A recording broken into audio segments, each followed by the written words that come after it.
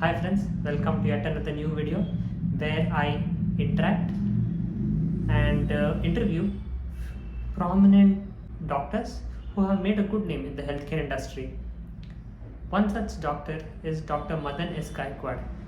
Running a tertiary care center is a logistical nightmare with so many different cadres of professionals, doctors, nurses, lab technicians, OT technicians,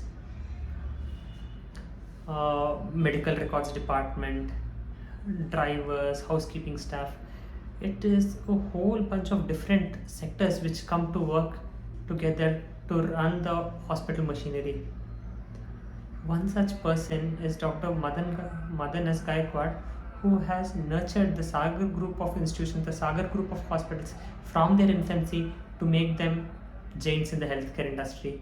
I am very thankful to him for having made time to interact with me and through me to the doctor audience and give us insights into the field of hospital administration, which is in fact a very new field to the doctors themselves and more so to the general public.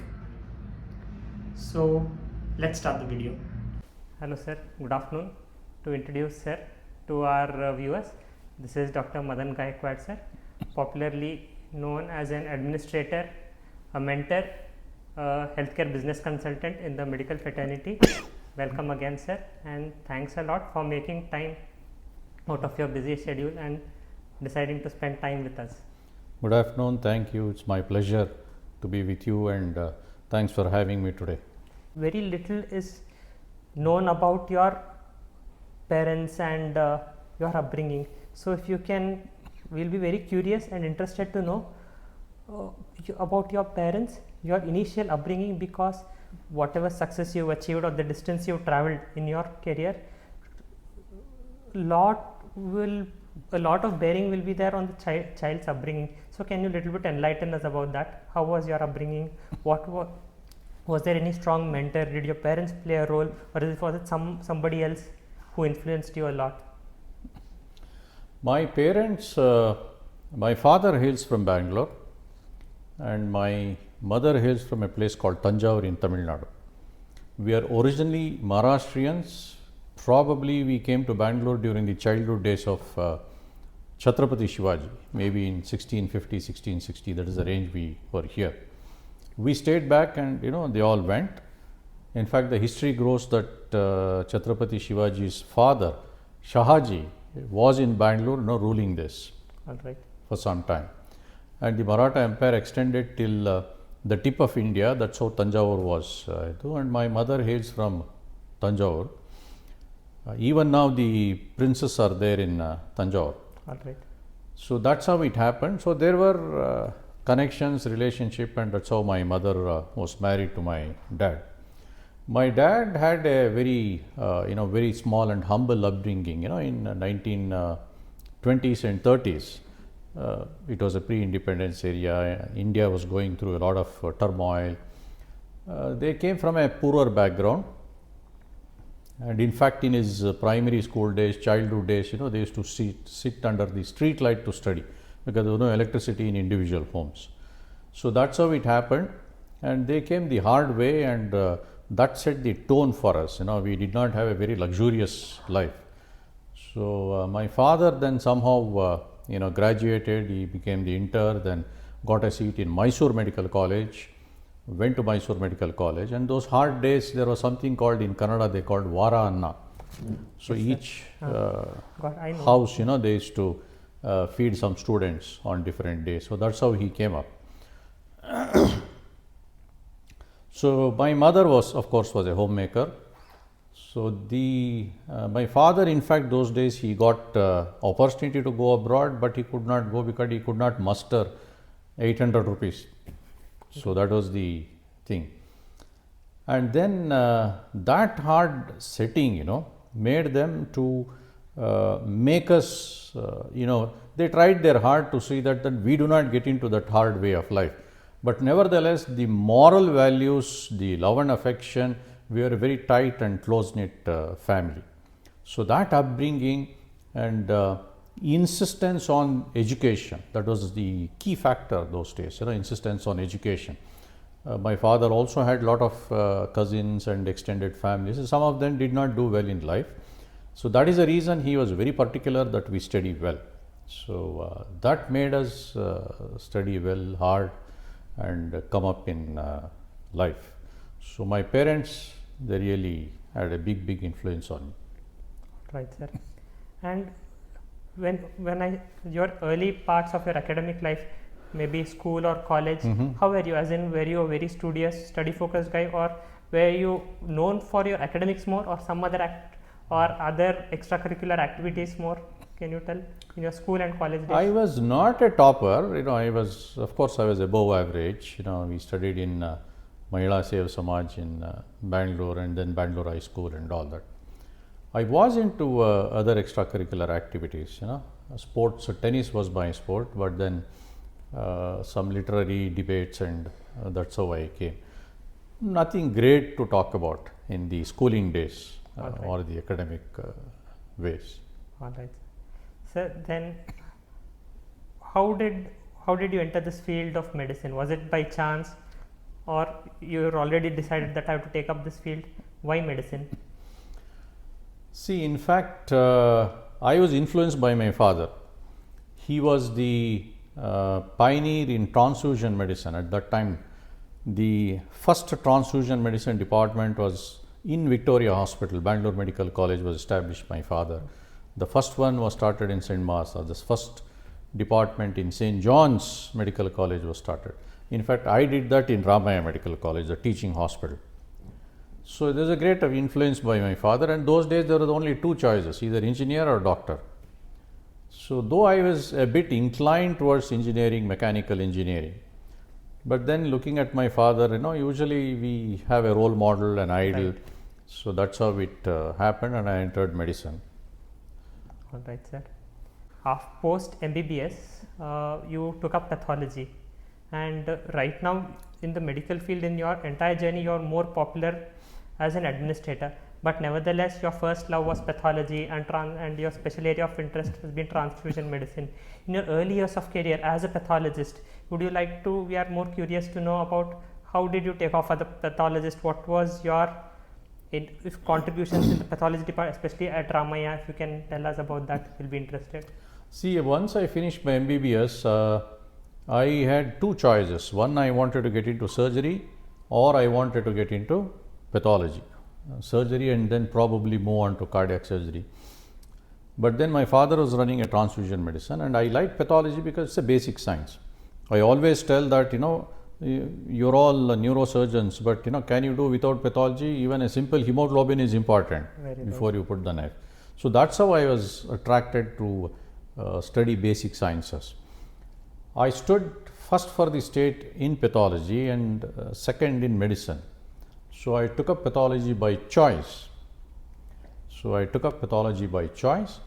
I completed, I stood first for the Mysore University in that exam. I really wanted, while doing pathology, I had an interest in hematology, immunohematology. Then I wanted to pursue further in doing DMCH, DM in clinical hematology. Only one center had, that was in PGI Chandigarh. So, but unfortunately what happened was that DMCH they were giving for those with MD medicine and not with MD pathology. So I had a bit of a disappointment, so I couldn't pursue hematology. In fact, very interestingly, Professor Jolly was the HOD there then. I was referred by Professor Nagluti Math, who was a pioneer he was in JNMC Belgaum. So I made a proposal that, it was a 3-year course DMCH. I said, why don't you give 2 years clinical and 1 year lab for a MD pathology and flip it the other way around. 1 year clinical and 2 years for a MD medicine guy. So it being a central institute, it did not happen easily. So I came back and I got an opportunity in Ramaya. They wanted me to set up the laboratory in teaching hospital. Ramaya was just budding. They were attached to KC General, and their own teaching hospital in Matikere was coming up. So I went there, I did all the work, established a laboratory, established a transfusion medicine, including component therapies there. Okay. So about 3 years down the line, then the Professor Jolly, in fact, wrote me, because by then he became the director of PGI Chandigarh. So he got it passed through the government of India, because it's a central government institute. So he said, "Are you still interested?" Well, by then I was into a job, and I couldn't go. So I continued in pathology. Another suggestion I had given is MD in transfusion medicine. Okay. So the government of India made this change here, and MD in transfusion medicine they started in SGPGI Chandigarh. Okay. So that's how it started, transfusion medicine and immunohematology. So I continued in Ramaya for about 5 years, and so 1990 I branched out to start my private practice. I did private practice for about well beyond 2000, for 10 years, 10, 12 years I did. So that is how my interest, I'm still interested in basic science. All right, sir. And this changeover to administration, sir, as in you recognize the administrator within you, or was it somebody else who recognized the administrator within you? No, you see, being in pathology, we are not clinicians. Being in pathology, I generally got a flair in to develop into administration. I knew there is a lot of scope, because I was in charge of the hospital, teaching hospital laboratory, blood bank, and a lot of administrative things that I had to do. Right. So I also had a passion.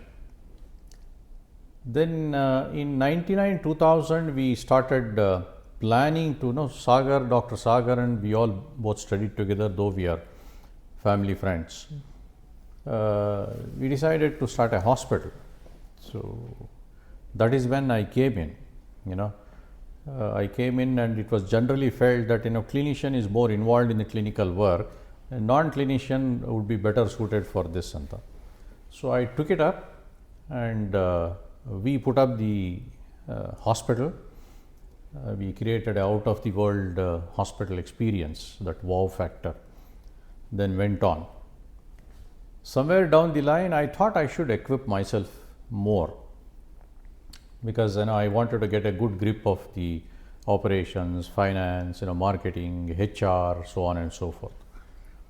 So I didn't want to get into any of these smaller institutions. So I enrolled myself in IIM Bangalore for the full-time advanced management program. Then subsequently I enrolled myself in IIM Ahmedabad. They are all premier institute, no? Right, Well reputed institutes in the whole world. I think they stand Yes. at number 10, number 11 in that. And between IIM Bangalore and IIM Ahmedabad, there are 1 or 2 in India. Right. So that happened, and I got a very good insight. I had an exposure in the European ESCP management. Then I did healthcare informatics. I did the medico-legal aspects of healthcare analytics. All this one by one I did, and I equipped myself. Though I had a little bit of knowledge, but this real studying, going through the course on a full-time basis, I went to IIM like a schoolboy, taking a bag, staying in the hostel, studying all that. That gave a real strength. So otherwise, somebody will come and show some statement and say this is like this, like this. I said I will never take it that way. How many years did you spend, sir, in this management field? In studying management in IIM Bangalore and Ahmedabad? Was it? It was a 1-year full-time course. All right. Then the IIM Ahmedabad, they were all short courses. Okay. Medico-legal aspects in healthcare, and so on and so forth. Hospital administration, they were all short courses. So I am an alumni of IIM, because if you complete that only, they give a alumni status. Right. Because it's very rare to find doctors with a management background. And sir, can you tell us your journey and your association with the Sagar Group of institutions, with the Sagar Hospital? Sagar Hospital today is one of the star or the prime leaders in the private healthcare management, and your role in making it a prominent figure is something which is spoken of very highly in the private healthcare. Can you give insights of the hurdles in between, the struggles, and if you can tell one or two really big challenges which you overcame as a team, and we'll be happy to listen. See, as I said, it was in the year 99. Sometime we decided to embark on the journey of putting up hospitals. So myself and Dr. Premchand Sagar, we studied together, we were good friends. So that time we thought we were still novice and we didn't want to experiment ourselves, investing crores of rupees. I had the idea, he had the resource. So we got ourselves tied up with Apollo. So we had a specific 5-year understanding. Apollo gave certain processes and advice on things like that, but then the entire architecture was totally revamped. We created a feel of a hotel, not as a hospital. Glass, granite, the kind of service, the kind of linen, everything. It was out of the world. So and more so, it was all Dr. Premchand Sagar's idea. He has a penchant for perfection. Same as with me. We are both very meticulous guys, and that's how we put that. So initially, we had really not completed. We did not have much equipment, but then patients started coming. I was able to get some good consultants in cardiology, neurology, nephrology, neurology, neurosurgery, like that. So they came and started operating, because it was one of the kind of operate. There's a big challenge that I want to operate first. There's a big fight for OT space. When we announced recruitment for the nurses, how many applications we got? We got 9,000 applications. My God, this is like for Central Institutes. We got 9,000 applications. We screened about 5,000-6,000. Then we couldn't. Actually, I feel guilty. We just dumped it. We wanted only 100 people. So we interviewed 3,000 people, and the interview was held in Chandrodaya, Chowtry, for 3 days. 6 teams. So that's how we did it. Sounds like some UPSC interviews. Yes, humongous task. That is how we started, and as I said, we were not ready. We did all equipments were not yet delivered, but then we started including cardiac surgery. That is how we kicked up, and in the first month itself we made cash break evens. Okay, that is a great. First month itself we made cash break evens. That really created a vertical for the entire Sagar Group, healthcare vertical. Then the Banashankari Hospital followed, then a chain of clinics and pharmacies, and even outsourced things came. One of the big challenges was, I don't know if you people have heard, I don't really remember the date, it was in December 3rd or 4th, there was a pulse polio program. Yes. And there was some misinformation in one of the TV channels. And that there is some contaminated polio vaccine and children, babies are going to die. In one night, in about 3-4 hours, something like about 15,000-20,000 people came. It was a huge challenge. They all brought babies just to see whether there's something wrong. So the whole night we were struggling to control the crowd. We did not know what was wrong. So then somehow we have to manage, convince them, recruited all resources, the pediatricians, the physicians, the general duty doctors, everything. And that was a big challenge. I was just running around the whole night between the 2 hospitals, the whole night. So somewhere around 8 o'clock in the next morning, slowly died down. The health department came, gave a clarification, the vaccine people came, and slowly it came down. Nothing happened. Somebody just spread a rumor that there's some contaminated, and that's how the pulse polio program was going on, and there were thousands of babies. Obviously, children, parents are very anxious. True. So that is how it happened, and was one of the big challenges we held. Sir, and right now you are one of the chief operating officers at the C.D. Seimer Medical College.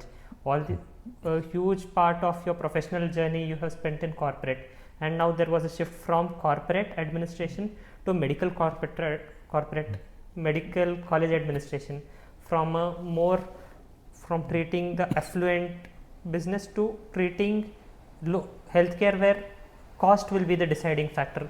So how did you tackle this change, and were there any key decisions you had to make, and how did you adapt to this change, and what changes did you bring about in the administration? We were curious to know the differences in corporate healthcare management versus a medical healthcare management. Medical college. The thought process of starting a medical college from the Sagar Group was always there, right from 80s. Somehow time was not ripe and we were not able to do it. But when the university, the Dayanand Sagar University was formed, it was decided we will hold it under the university. So this place where we are sitting today, this land was initially it was about 108 acres we acquired, and then additional acquisitions were happening. The Dayanand Sagar University headquarters will be here. All right. So in this place the construction activity is going on. The difference is you see, if you really look at that, there of course there is money. Here there is no money. This is a rural crowd. There is a affluent people, they do come, insurance patients and all that. The differentiating factor is the demand there. The people, the patients, they come, they demand better service. It is a service that matters. Okay. I am not talking about the medical part of medical service. Of course, medical service has to be good. But what happens, you see, there are certain areas where some of the clinicians I feel are good on the other side. And here, some are good, but some are little careless, they are in a comfortable job. They are cushy job, they are not, that stimulation is not there to, run around. If you really recall, in Australia is very well known for the sport swimming. Yes, sir. Children are made to swim. So there is baby crocodiles are left behind them. So there is somebody chasing. All right. So they really swim fast. So that is one of the things. There, the patient is always chasing. So that makes the clinicians to update themselves. And you have to be one step ahead. If you say that, as a neurosurgeon, if a patient comes and tells you, sir, why don't you get an MRI done? How will you feel? So you want to be one step ahead. Say, Okay, you right. should suggest, yes, we want an MRI. Right. So that kind of pressure is there. The second pressure is of course the financials, because there is huge investment. Healthcare investment is very huge. Costs are very huge, and everything is bought, everything is imported. So everything is bought in dollars, earned in rupees. So every dollar you buy, you are already negative by, in today's standards, 83, 84 rupees. So to make that up is a big challenge. Of course, they do say that there are some unethical things, but I have not found, at least not in Sagar, we have been doing good ethical work. So the key difference is, for a businessman point of view or for an investor's point of view, financial returns. As far as the hospital is concerned, the service, not only the medical service, the added service, the nursing service, the laboratory service, the front office service, the ambulance service, the ambience, the cleanliness. Here, however much we try to keep it clean, the villagers come and, mess it up. There it is not like that. Even if the toilet is, there is a small stain, a single drop, nobody accepts it. Right. So that is the challenge. That's a big difference. There's a world of difference. A difference between something like chalk and cheese. All right, sir. Since your long journey in administration and as a healthcare business consultant, if I can call you so, is there any secret one-liner or a secret mantra you can tell them for success in healthcare? For example, for the restaurant business, for the food industry, they say you master your taste, there's a good chance you will make success. For the automobile, it's like focus on the engine, a good design, good engine, there's a good chance of success. In healthcare industry, to make for an entrepreneur to be successful for any, is there any mantra you can tell? Just target, put 90% of your focus on this, you will succeed. Is it the service? Is it the cost? What should they focus on? See, let me give you an analogy. Right from the time of Adam and Eve, maybe some 20 million years back, Adam and Eve were supposed to be the first human beings which landed on moon. The human body has not changed. Right. You see the organs, all organs are there, everything is same, intact. Only the type of living, from there to cavemen to what we are here has changed. In spite of the fact that it has not changed, medical science is yet to fully understand the physiology and pathology of physiology of the human body and pathology of the diseases. Right. Whereas you take an engineering field, when you take an engineering field, every other day, every 3 days, something new is coming. Right? True, sir. So actually the engineers are more under pressure, not the doctors. Whatever engineer does is seen. Whatever a doctor does is not seen. It is only felt by the patient, not by others. Right. Unless, plastic surgeon does a nose job and, if it comes out well, good. If it doesn't come out, it is seen. From that to now, what I would say, one key factor is service. If you grow, it is a service, good service. If you come down, it is a bad service. That is the mantra.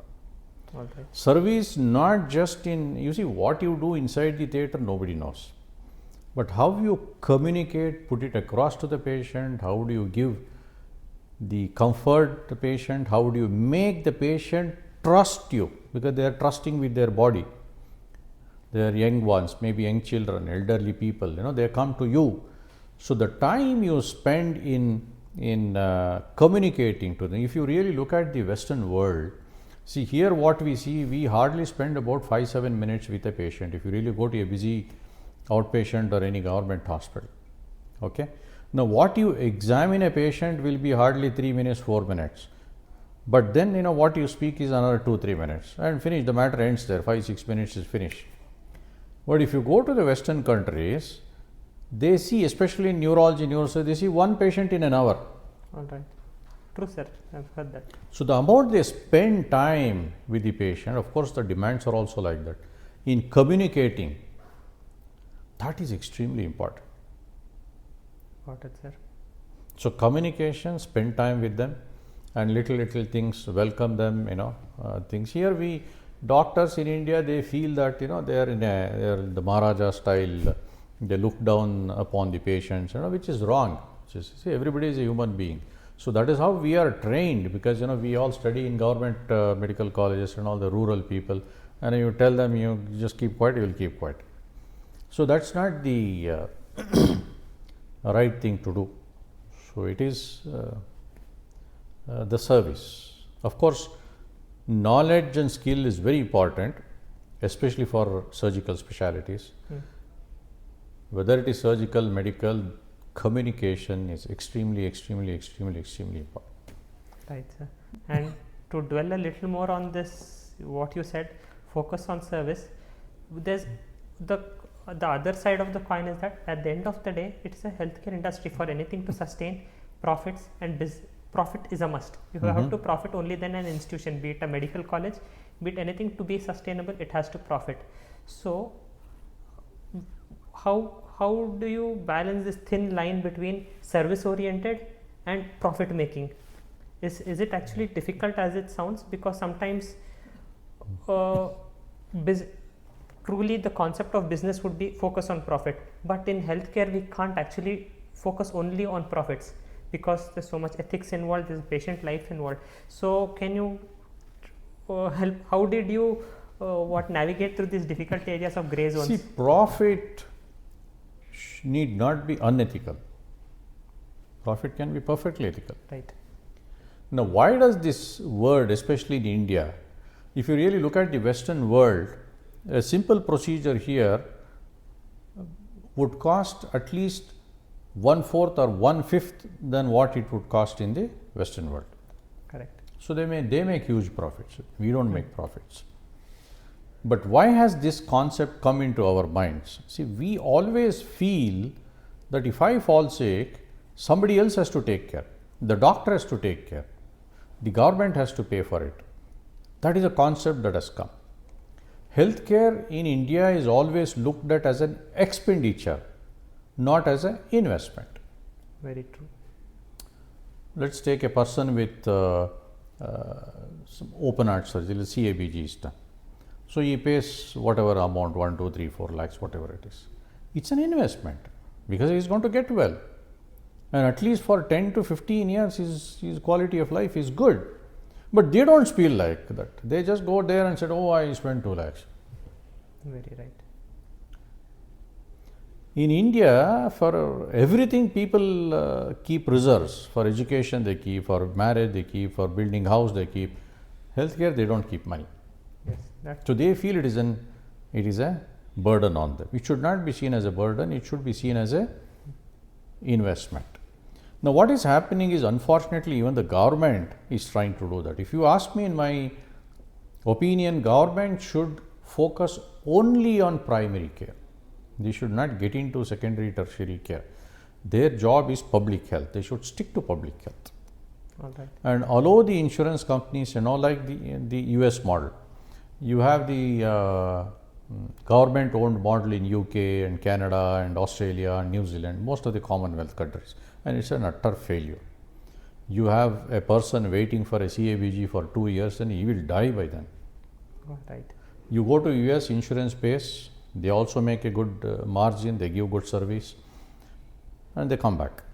So that is where the public health is what the government should concentrate, and not on this. If you really look today in 2024, we still see a huge amount of tuberculosis.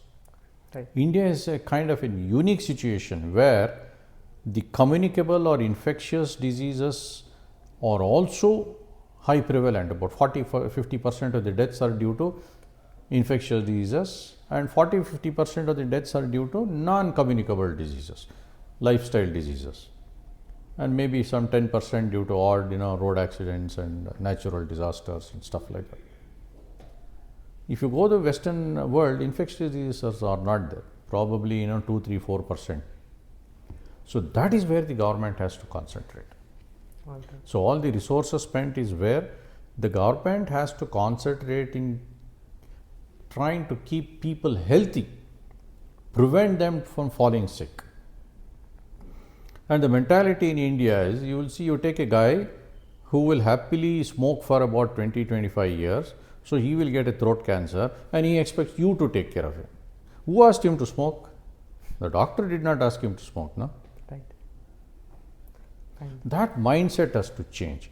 I think that change in mindset among the public is our responsibility, is the responsibility of the healthcare workers, is the responsibility of the government. There is one thought process in India where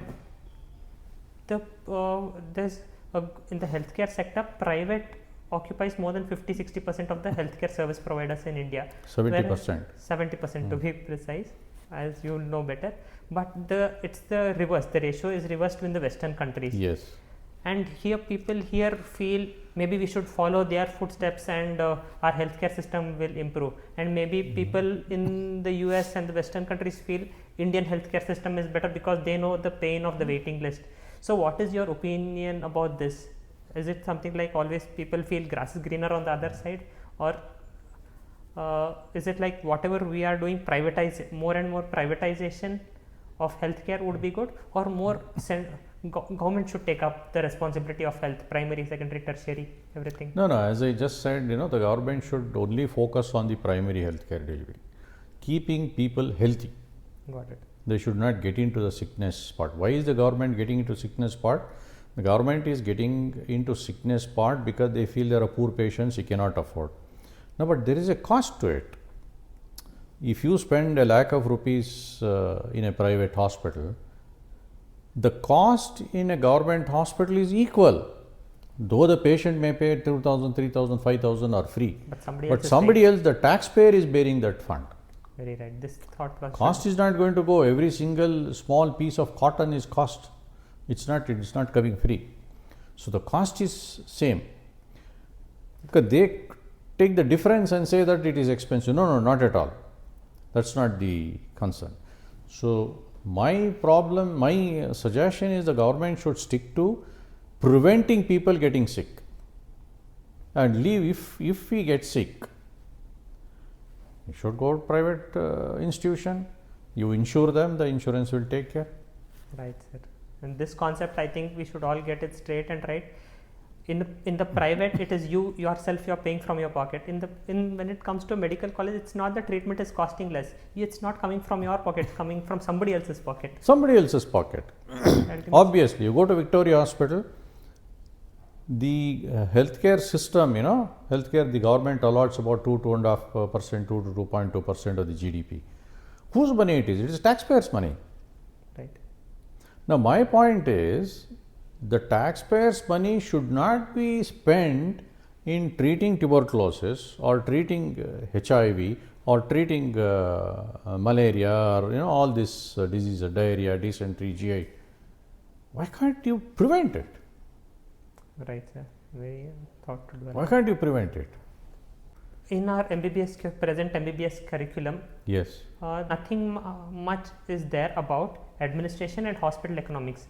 At the end of the day, after graduation, hospital is the place where doctors come and wish to work. And whether you're a top cardiologist or a top neurologist, I feel understanding hospital economics is very important. So, do you think in MBBS some focus about how a hospital runs? Absolutely.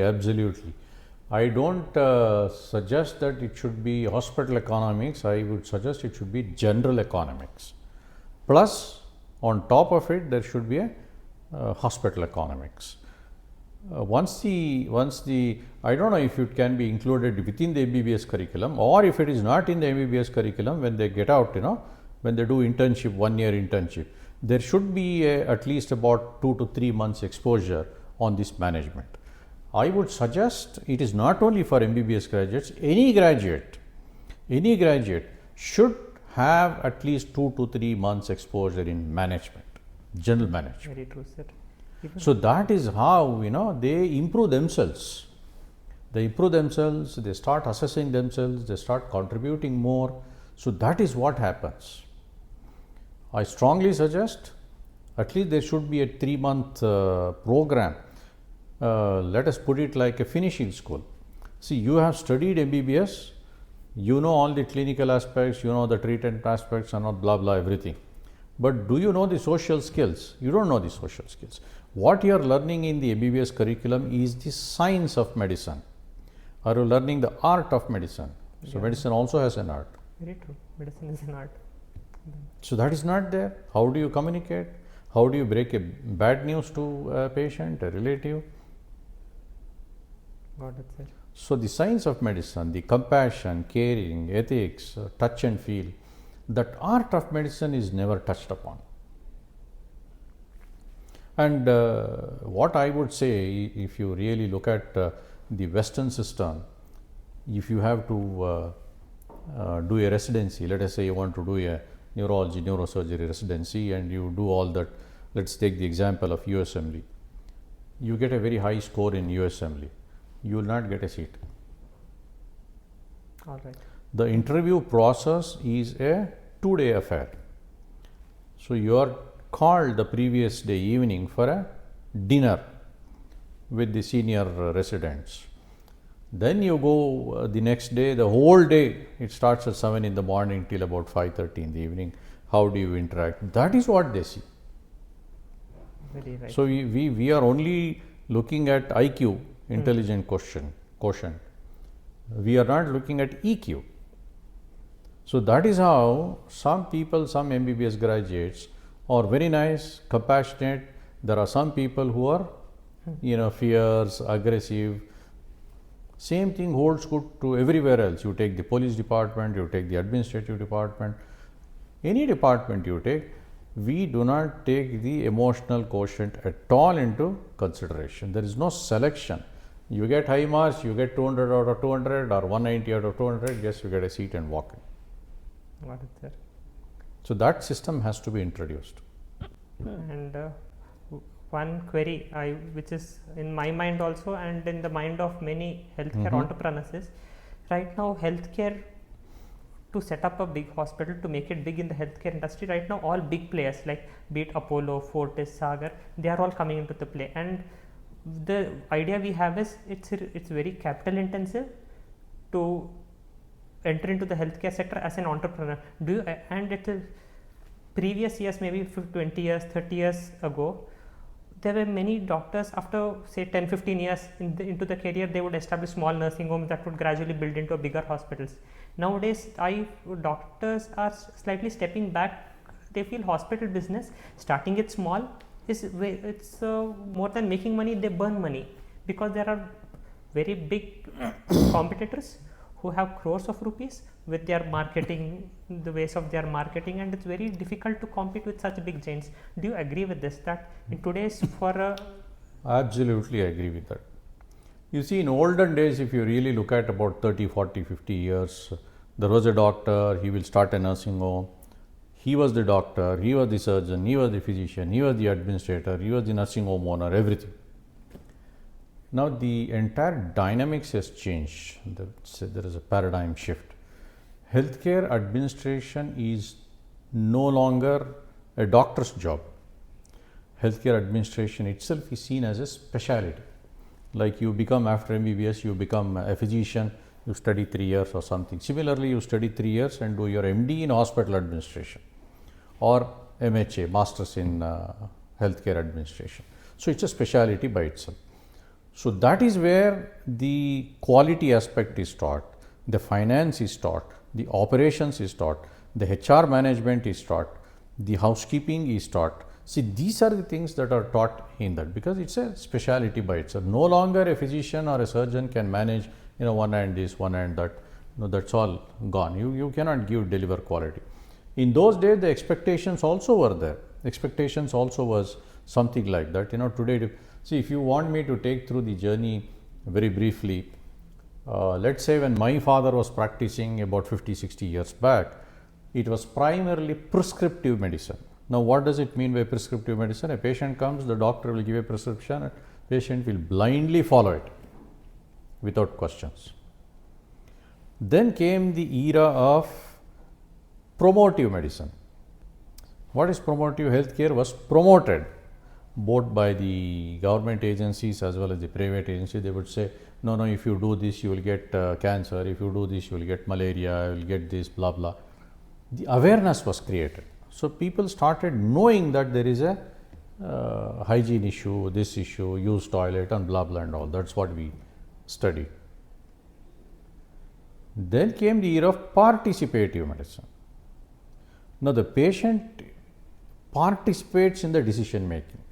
Right. So you just simply cannot operate. You say that, you got cancer and you need the surgery or something. That fellow will go to 10 other people and take 10 opinions.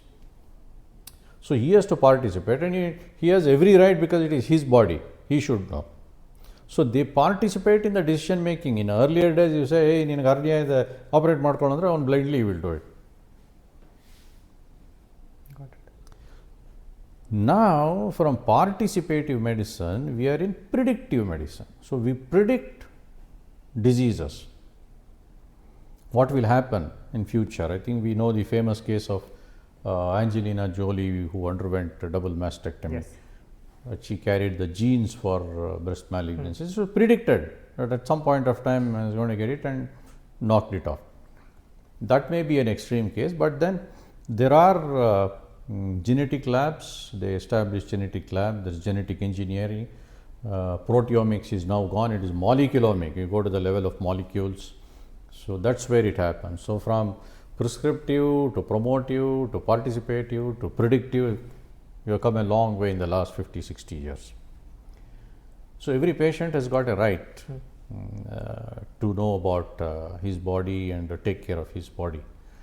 But I think there is still a large gap, and this question, sir, is still unanswered.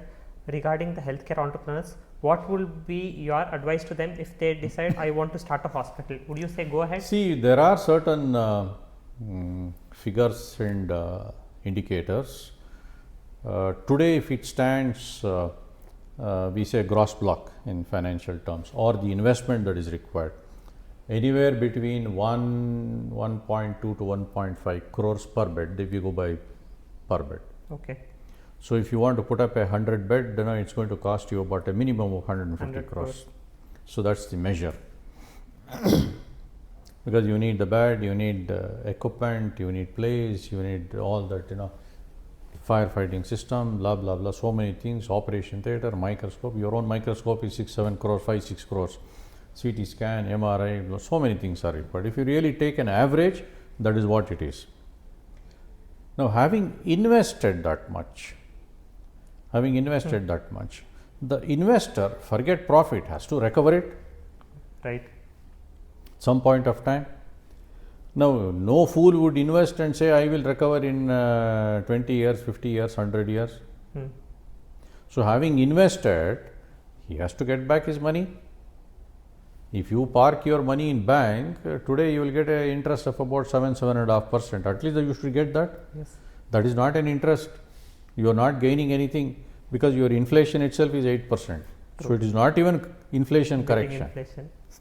So, who will invest unless you get something more than the risk-free investment? Somebody putting that kind of a money, whether it is an individual or a corporate body or something, they should get at least a good profit.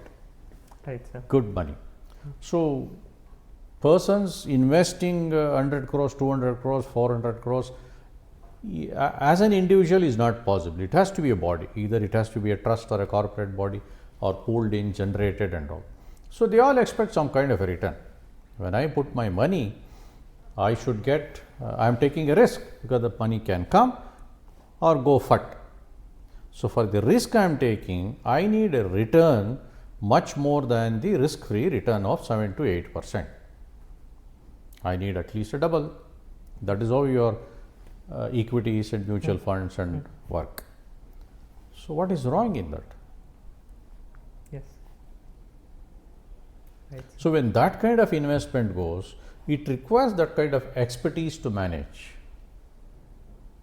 Very right, sir. And that's how clinicians are best, because even that is getting complex. You see, earlier you have a physician who was doing everything. Then you had, cardiology, neurology, nephrology, all these, gastro and all that, it bifurcated. In that cardiology, one electrophysiologist and one coronary artery specialist, all, there are so many branches. So, there is, people are trying to know more and more about little and little. Something will come, you will know only about little finger. You will say, I don't know, I don't even touch ring finger. So, that's how it is. When that is the kind of depth medical science is going, you cannot balance both. Right, sir. So, that requires a specialization by itself. Sir, you were also associated with the PHANA. Yes.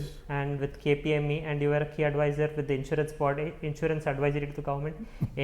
Briefly, can you tell about your journey out of Sagar Group with these forums, and also any path-breaking decisions you guys took, or some new rules were made which benefited the healthcare industry? Can you tell us about this? See, the whole thing started somewhere in late 70s, when the government wanted to bring in an act to regulate all these healthcare establishments, hospitals and nursing homes.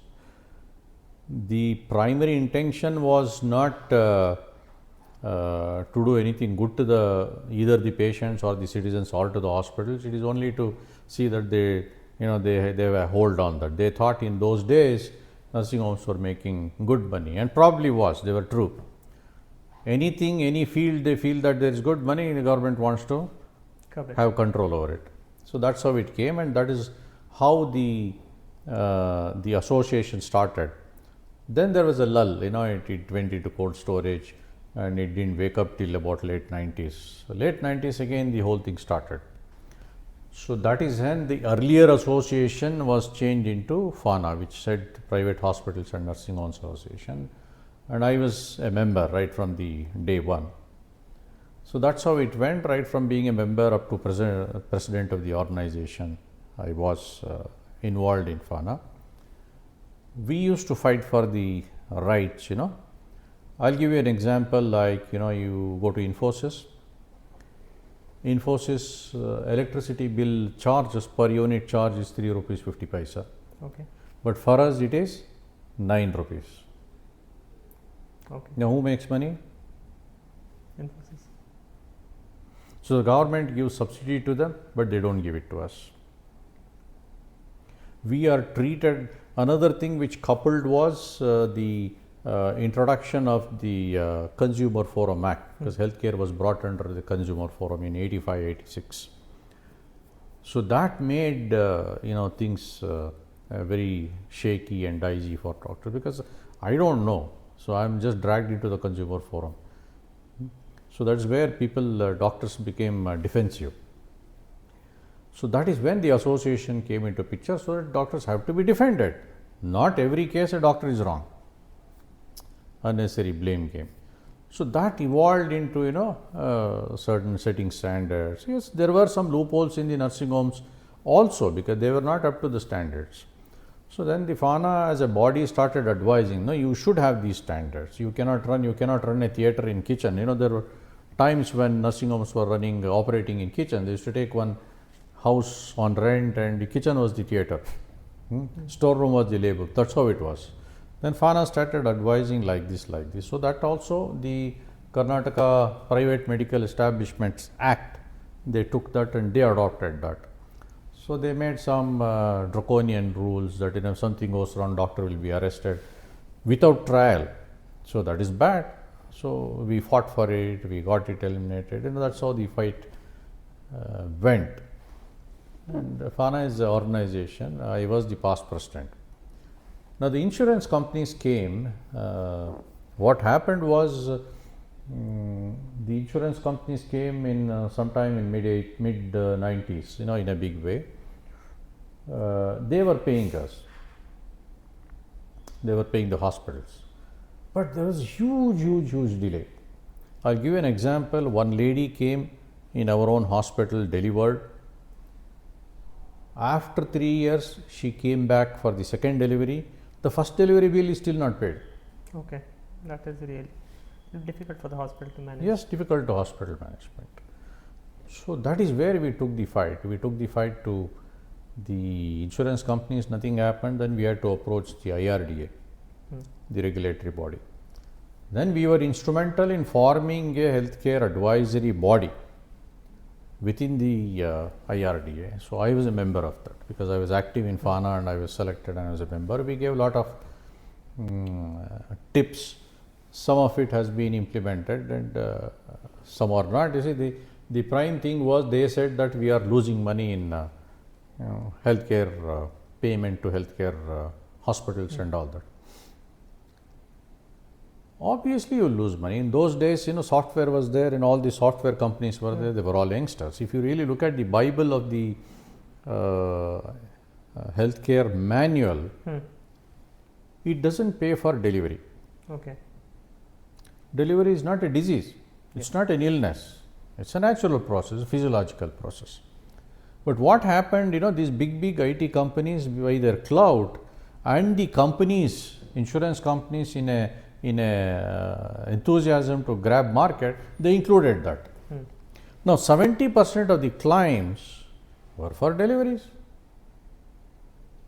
A poor woman on the street will not get coverage for delivery, but probably an Infosys or a Wipro employee will get coverage.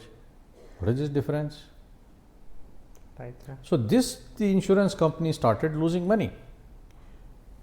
They would collect an average of 3, 4, 5,000, but spend about ₹1 lakh. This is money.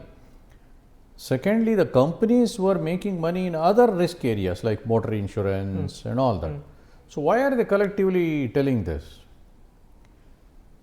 Thirdly, the TPS, the third party administrators, like, let us say hospital X, the insurance will give us 1 crore to be disputed to hospital X.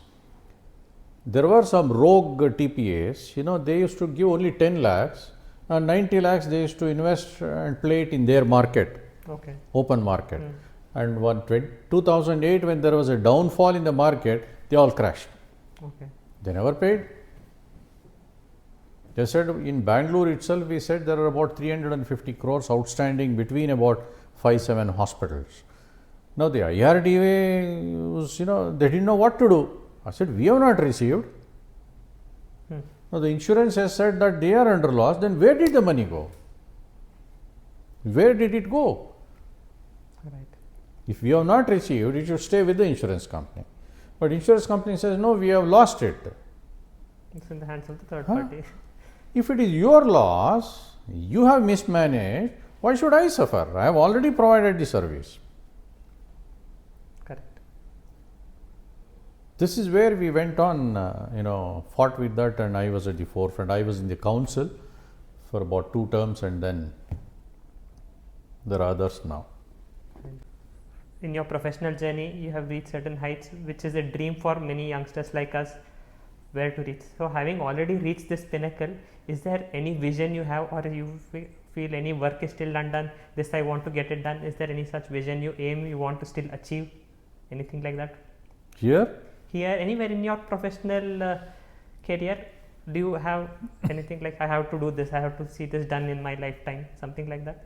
overall, I feel that there's a lot to do in terms of healthcare. As I just mentioned, India is a paradox where the non-communicable diseases and the communicable diseases are more or less in equal proportions. So the biggest challenge for the entire healthcare industry and also the government agencies to see how we reduce. Yes. One of the indices what we have got is the recent central government's initiative of building toilets. You know how much it has reduced the infectious diseases to a great extent. Yes. Now, secondly, what it has reduced is death due to snake bite, especially in women. They did not have toilets. They used to go to the fields early in the morning, to do their business, maybe 3 o'clock, 4 o'clock, because they had to finish and come back in rural areas. They didn't know snake bite, and they never used to tell somebody, and that's how they used to pass off. That has come down to a large extent. So there's no direct benefit, but there are a lot of indirect benefit. So how do we motivate? As I said, promotive healthcare. How do we motivate people to take care of themselves? They are the authors of their own health. How do we cut smoking? How do we prevent HIV? These are the things. We still are not free from polio in Asia. We thought we were free from polio, and some case surfaced in Pakistan somewhere. We are still not free from leprosy. Do you know that? Yes. There's a leprosy case recently seen here in CD Simon. So we thought, leprosy is gone, but it's still prevalent. Tuberculosis is rampant. So this is where we have to reduce. That's why I said, the public health is where we have achieved. I'm not saying we have not achieved. We have achieved success, good success, remarkable success, but still there is a long road to go. So it's a responsibility of all the medical professionals, both in private sector and government sector, to ensure health for all. We are now focusing treatment, so we should now focus on prevention.